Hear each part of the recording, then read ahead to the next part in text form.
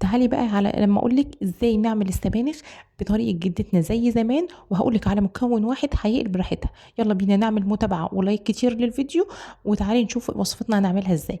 معايا بقى سبانخ بقطعها لقطع صغيرة زي ما انتي شايفة، وبعدين بقطع معاها ربطة من الكزبرة الناشفة، واحطهم في حلة وارفعهم على النار لحد لما يتبالوا خالص، وبعدين اصفيهم من المية بتاعتها واتاكد ان ما فيهاش اي مية. على بقى ما السبانخ اسيبها كده تصفي ميتهم واتاكد ان هي ما فيهاش ميه، بكون مجهزه حله على النار فيها معلقه من السمنه وبصلايه مفرومه، بشوحها على النار وادبلها لحد لما لونها يصفر. بحط بقى السبانخ والكزبره بتاعتي بعد ما دبلوا كده وصفيتهم من الميه خالص، واديهم تشويحه لحد لما الاقي ريحتهم طلعت.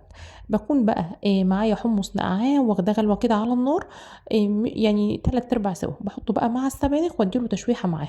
بحط البهارات بتاعتي، فلفل اسود، قرفه، البهارات المشكله او بهارات لحمه، وبقلبها. السبانخ ما نحطش بهارات كتير، اديهم بقى تقليبه مع بعض وتشويحه حلوه، واكون مجهزه عصير الطماطم، كميه الطماطم قد كميه السبانخ بالظبط.